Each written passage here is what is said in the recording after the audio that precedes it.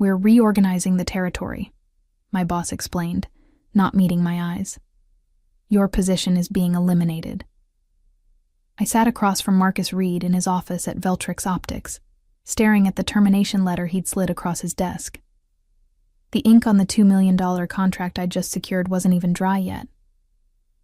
I understand, I replied, my voice calm despite the storm brewing inside me. Thank you for the opportunity. My name is Cassandra Doyle, a 36-year-old senior sales executive in Plano, Texas, and I'd just been robbed of the biggest commission check of my career. For 8 months, I'd poured everything into landing this client, Horizon Innovations. I'd flown across the country 12 times, sat through 43 negotiation rounds, personalized countless pitch decks, and built a relationship with their CEO that went beyond business. And now, 2 weeks before my commission would pay out, Marcus had decided my position was redundant. As I packed my desk, I noticed my coworkers stealing glances at me, their expressions a mix of pity and relief that they weren't in my shoes. Marcus had timed this perfectly, right at 4 p.m. on a Friday when most executives had already left for weekend golf games. The office politics playbook at its finest. "I'm so sorry, Cassandra," whispered Violet from accounting as she passed by. "Everyone knows this isn't right." I smiled at her, maintaining my composure. "It's just business, right?" But it wasn't just business. It was personal. The Horizon deal wasn't just another client. It represented my career pinnacle after 15 years in the industry. That commission would have paid off my mother's medical bills from last year's unexpected surgery. Marcus knew all this. We'd discussed it over drinks just last month when he'd congratulated me on nearly closing the deal. I took one last look at the office where I'd spent 5 years of my life before walking out, head held high. In the elevator, I checked my phone and saw a text from Jonah Freeman, Horizon's CEO. "Dinner still on for Wednesday to celebrate the partnership?" A small smile formed on my lips. What Marcus didn't understand was that business wasn't just about contracts and numbers. It was about relationships. And my relationship with Jonah wasn't just professional. We'd built a foundation of mutual respect and trust over the past 8 months. He'd shared stories about his children. I'd talked about my dreams of starting my own consultancy someday. As I reached my car, I made a decision. This wasn't over. Not by a long shot. For 5 years, I'd been one of Veltrix's top performers. I'd built my client roster from scratch, turning struggling accounts into gold mines. Last year alone, I'd brought in $4.3 million in new business.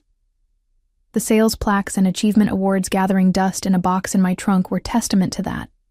But Veltrix had been changing.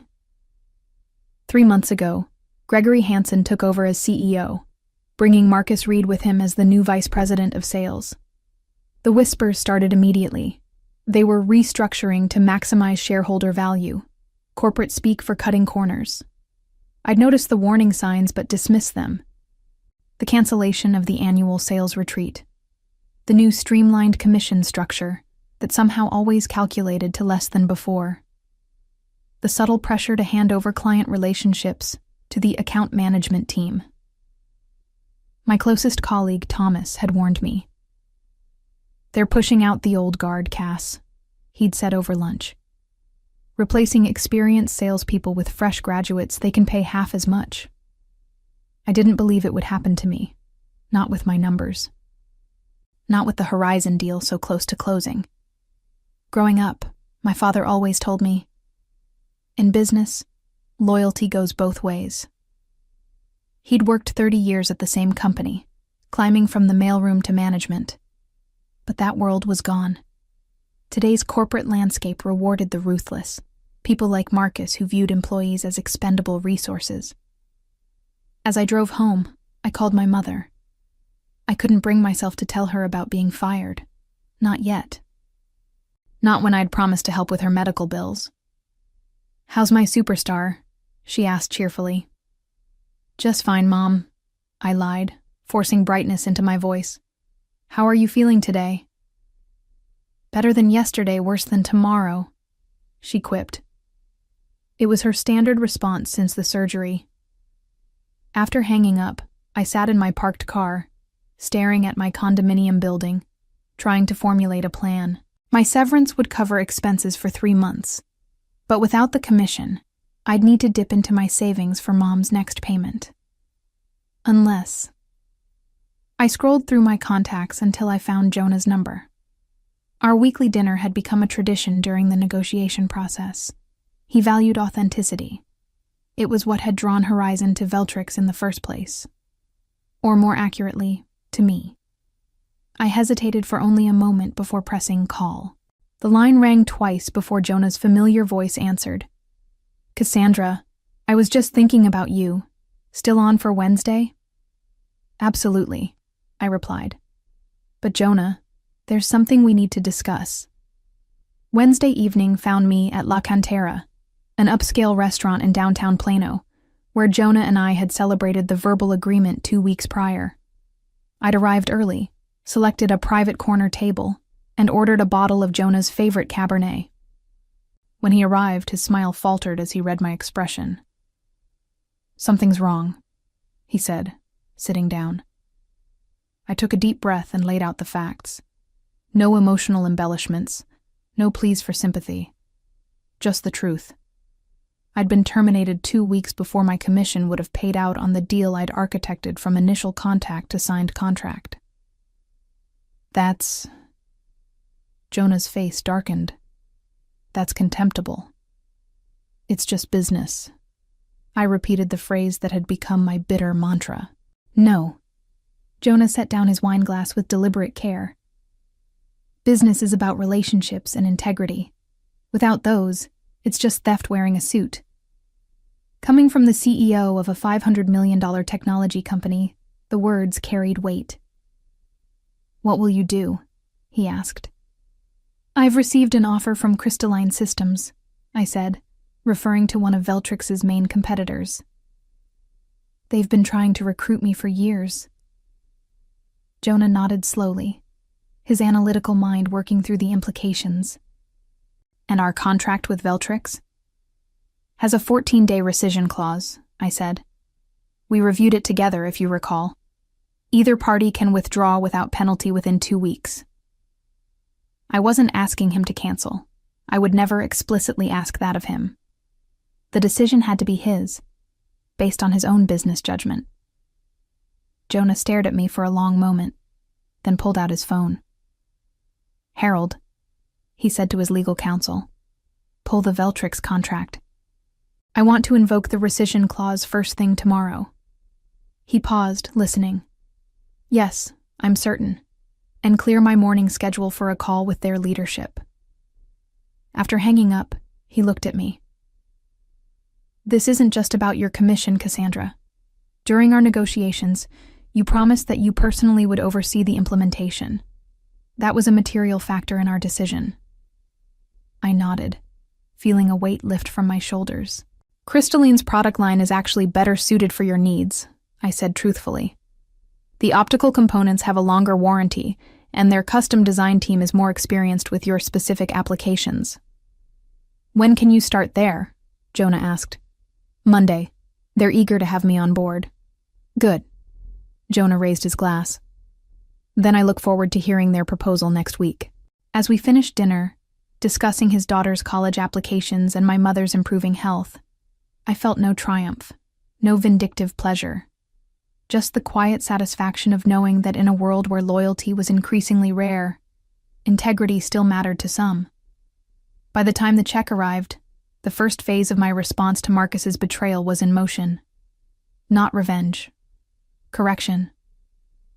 The following morning, my phone began ringing at 7 a.m. Marcus.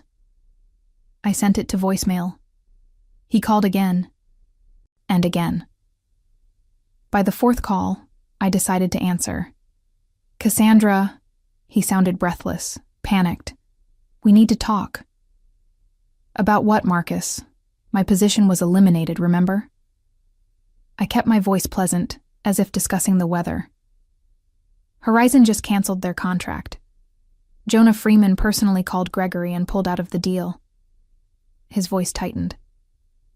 Did you have anything to do with this? How could I?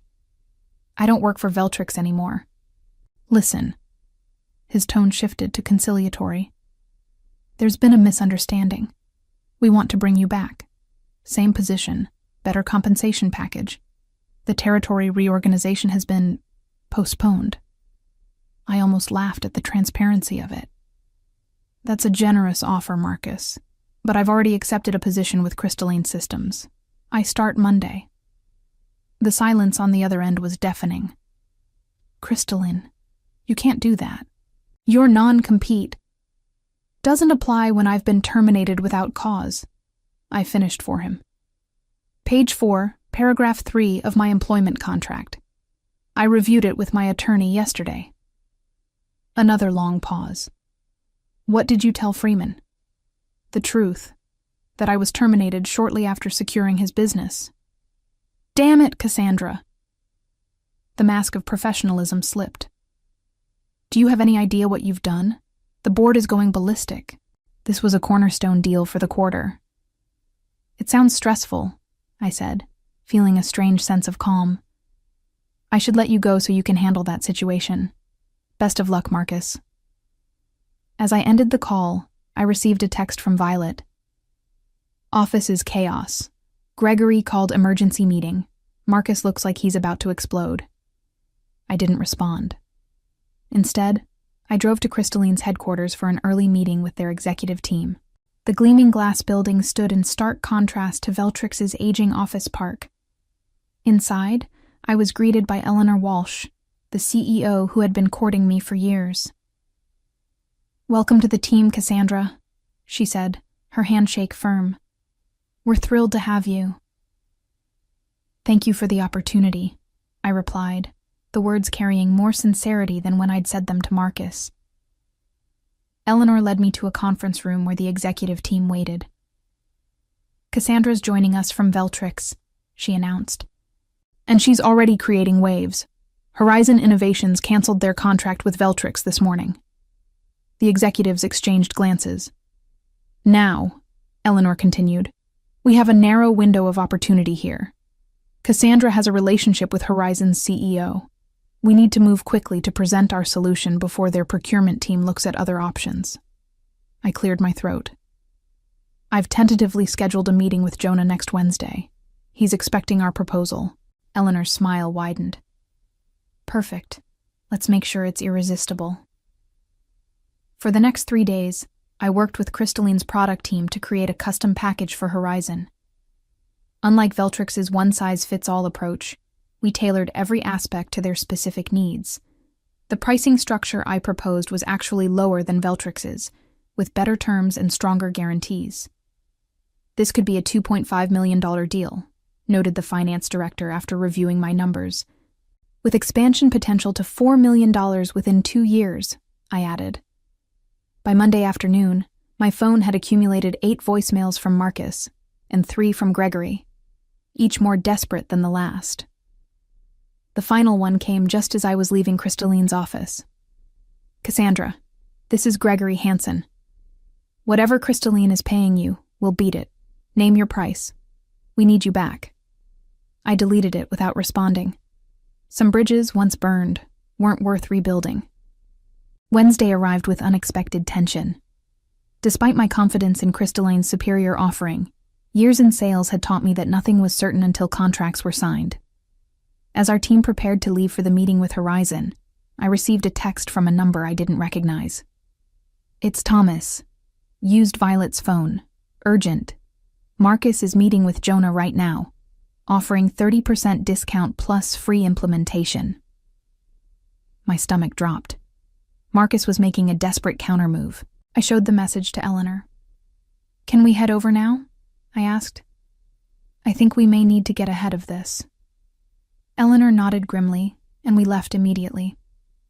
Upon arriving at Horizon's headquarters, the receptionist informed us that Jonah was in a meeting, but had left instructions to send us to conference room B when we arrived. Walking through the familiar hallways felt surreal, like returning to a place I'd only dreamed about. When we entered the conference room, I stopped short. Sitting at the table was not only Jonah but Marcus, looking smug, and Gregory, who seemed surprised by our entrance. "Cassandra," Jonah stood, smiling warmly. "Perfect timing. These gentlemen from Veltrix were just explaining why I should reconsider my cancellation."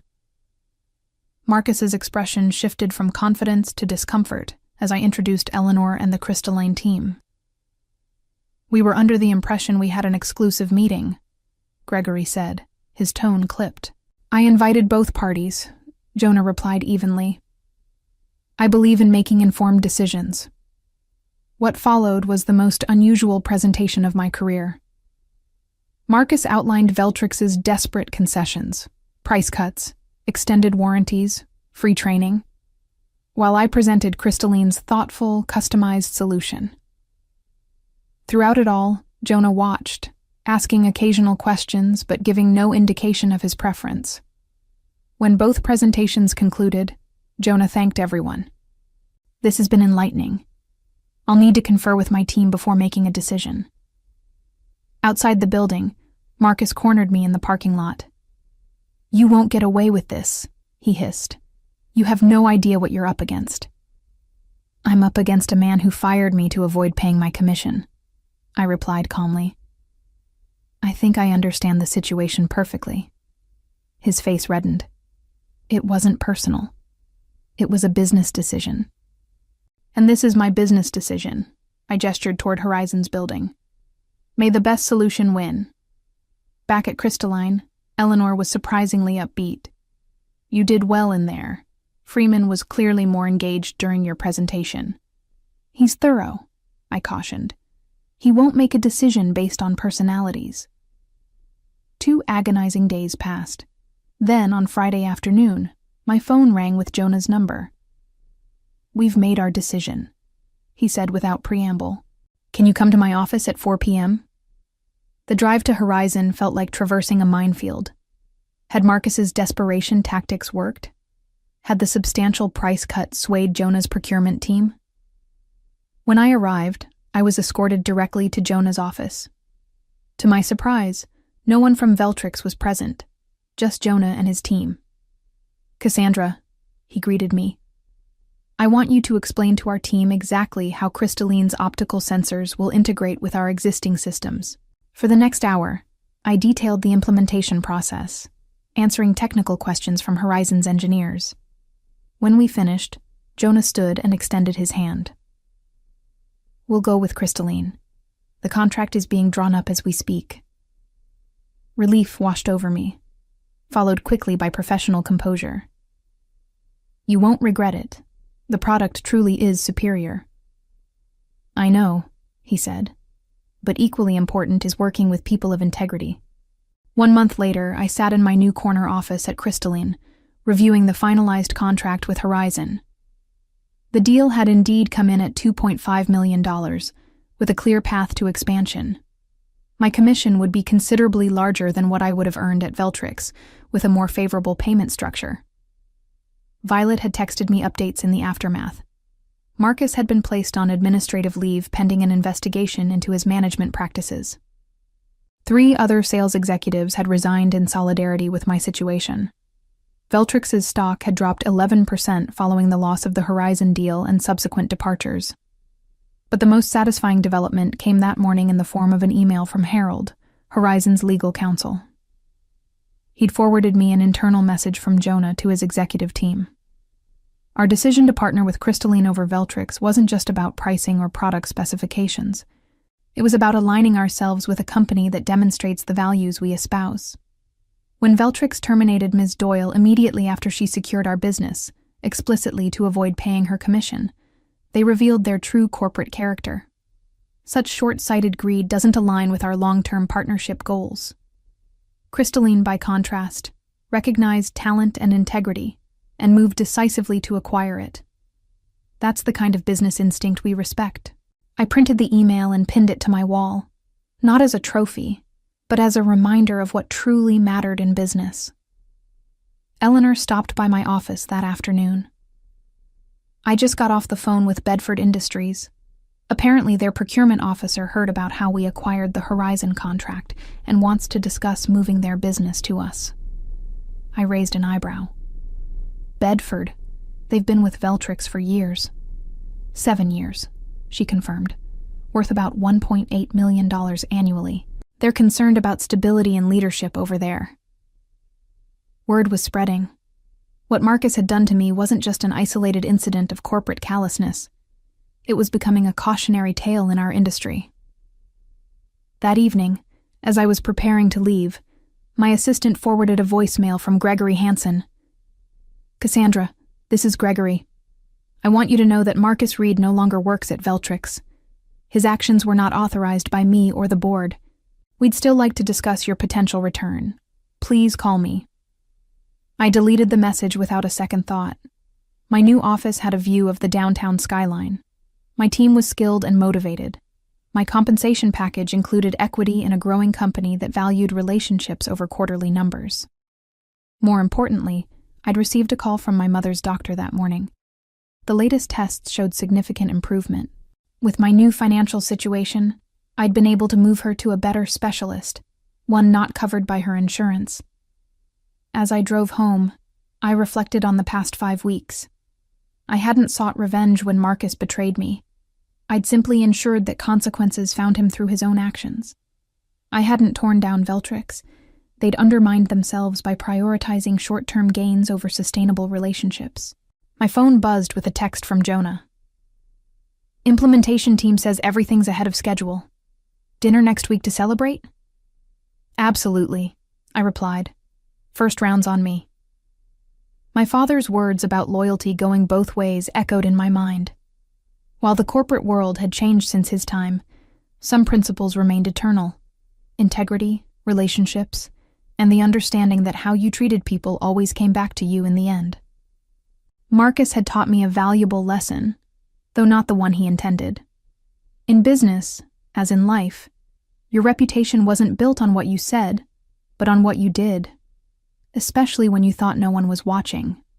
6 months after joining Crystalline, I stood at a podium accepting the Sales Executive of the Year award at the annual industry conference.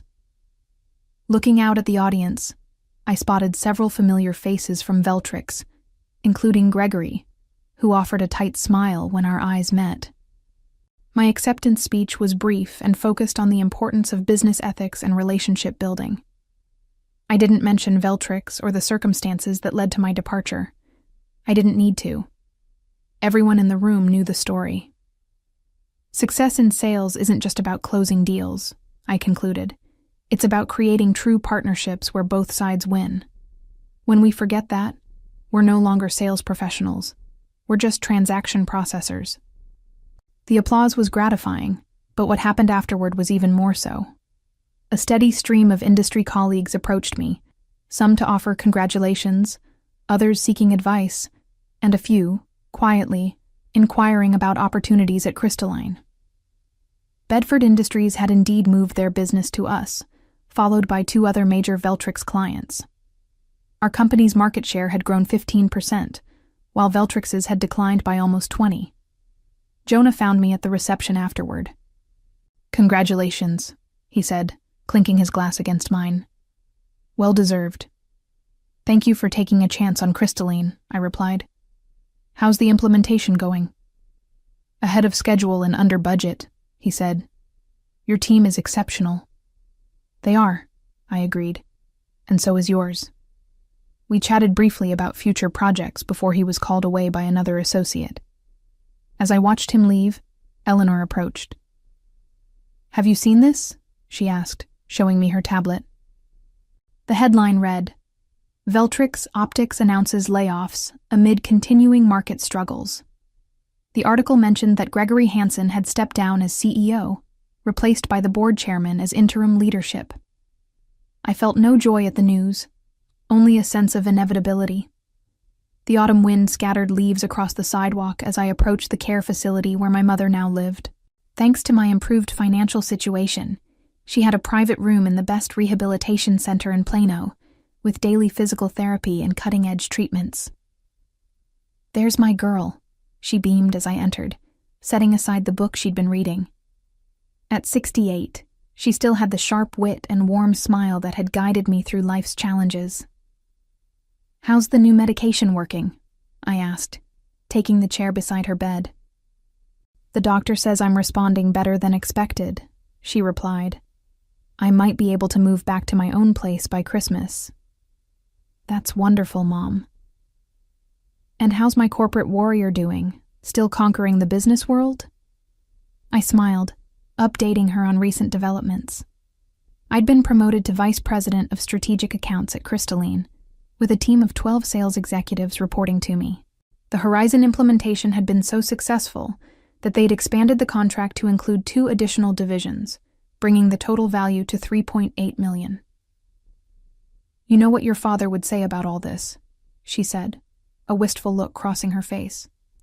"Success is best when it's earned honestly," I quoted. She nodded. "He would be so proud of you, Cassandra. Not just for your achievements, but for how you've achieved them." After leaving the facility, I drove to a local coffee shop where I'd agreed to meet Thomas. He'd left Veltrix the previous month and had been interviewing with several companies. "I've got good news," he said as soon as I sat down. "I accepted an offer from Meridian Technologies." "Congratulations. Sales position?" "Sales director," he replied, unable to contain his grin. 15% higher base than Veltrix, better commission structure. "They're lucky to have you," I said sincerely. "I almost called Marcus to thank him," Thomas joked. "Being associated with Veltrix these days is like having a golden ticket to the competition." As I built my new team and career at Crystalline, I occasionally thought about Marcus and the lesson he had inadvertently taught me. In the end, how we treat others determines not just their fate, but our own. My revenge wasn't in destroying him. It was in succeeding despite his attempt to devalue my contribution. The greatest vindication wasn't watching his downfall, but creating my own ascent.